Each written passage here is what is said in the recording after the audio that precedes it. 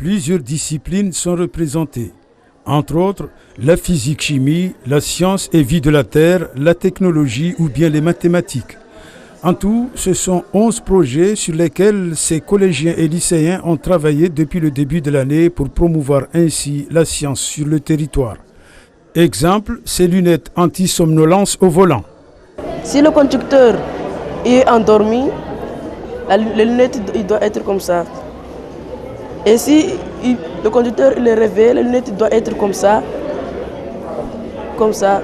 S'il est comme ça, la voiture il va rouler.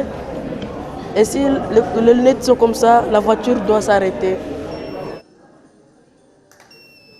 Ils ont pensé aux parents qui se lèvent très tôt le matin et ils ont pensé à un système pour éviter les accidents sur la route. On espère qu'aujourd'hui, nous allons le montrer au jury et qu'à Mayotte, ça va se développer.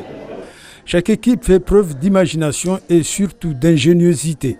Beaucoup d'élèves se font harceler, critiquer et autre chose à cause de leur handicap et qui nous a permis d'essayer de les aider.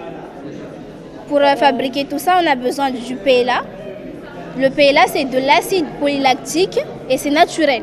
Ça peut être à base de fécule de maïs, de betterave, de canne à sucre, plein de matières naturelles. Et c'est biodégradable. Donc ça n'a pas d'impact sur l'environnement. C'est un robot qui explore l'océan pour trouver de nouvelles épaves, des requins et les nouvelles espèces de coraux. Dans une telle implication, les membres du jury ont l'embarras du choix. Il y a plein de projets vraiment très différents et aujourd'hui je trouve qu'il y a une qualité vraiment dans la recherche qui est très intéressante. Il n'y a aucun doute pour qu'une équipe soit finaliste et représente Mayotte au Bourget à la fin du mois de mai. Une prothèse pour aider les personnes en situation de handicap et j'ai trouvé que c'était du début à la fin de ce projet hyper bien réfléchi. Les élèves maîtrisaient leur sujet, ils ont trouvé des partenaires, ils ont des perspectives d'avenir.